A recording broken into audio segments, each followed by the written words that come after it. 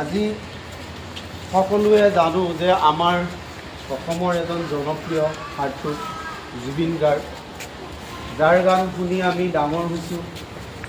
বহুতে শুনিছে, তোমালোক সৰুখিনিয়ে শুনা নাই, হয়তো বুজি পোৱা নাই, পিছলৈ বুজিবা।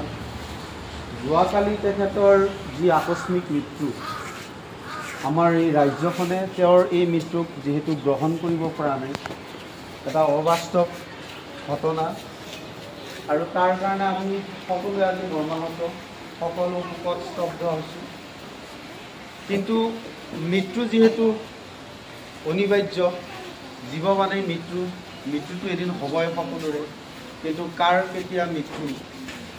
আমাৰ ভূপেন হাজৰিকা তোমালোকে সকলোৱে জানে, ভূপেন হাজৰিকাও তেওঁ এজন ভাল শিল্পী আছিল, অসমৰ বিখ্যাত, অসমৰ বুলি ক'লে নহয় ভাৰতবৰ্ষৰে এজন বিখ্যাত শিল্পী আছিল। আৰু তেওঁ অকণমান বয়সত যদিও ঢুকাইছিল, তথাপিতো মানুহ শোকত ভাগি পৰিছিল। কিন্তু জুবিন গাৰ্গ যিহেতু আমাৰ বহুত কম বয়সতেই তেওঁ যাব লগা হ'ল। তেওঁৰ 1972 চনত জন্মগ্ৰহণ কৰিছিল আৰু 52 বছৰ বয়সত, অৰ্থাৎ যোৱাকালি তেখেতৰ মৃত্যু হৈছে।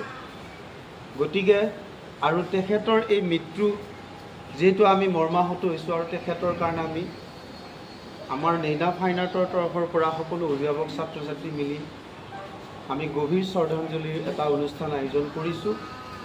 যিহেতু এই অনুষ্ঠানটিত আমি বন্তি প্ৰজ্বলক হিচাপে আমাৰ এজন বিশেষ ব্যক্তিৰ প্ৰয়োজন। গতিকে মই সাবৰিনা চুলতানা এখেত আমাৰ অভিভাৱক, এখেতক মই বন্তি প্ৰজ্বলক হিচাপে দায়িত্ব অৰ্পণ কৰিছোঁ। তেখেতে বন্তি প্ৰজ্বলন কৰিব, তাৰপিছত আমাৰ অভিভাৱকসকলে আহি একোডালকৈ মম জ্বলাব আৰু অকণমান ফুল ছটিয়াই তেখেতক শ্ৰদ্ধা জ্ঞাপন কৰিব। আৰু এইখিনিয়ে মোৰ ক'ব লগা, আৰু লগতে মই এখেতক বন্তি প্ৰজ্বলনৰ কাৰণে আগবাঢ়িব অনুৰোধ।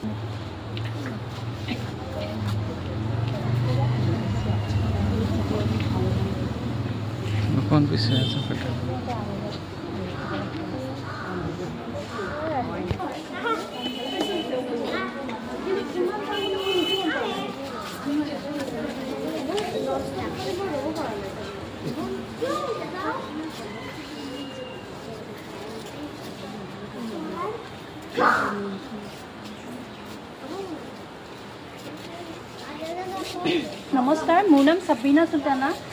আপোনালোক সকলোৱে জানে, জুবিন গাৰ্গ বুলি ক'বলৈ হ'লে তেওঁক কোনো পৰিচয়ৰ প্ৰয়োজন নহয়। আৰু জুবিন গাৰ্গ আমাৰ অসমৰ কাৰণে এজন ছিংগাৰ নহয়, তেওঁ হ'ল অসমীয়া জাতিটোৰ কাৰণে এটা ইম'শ্যন, যিটো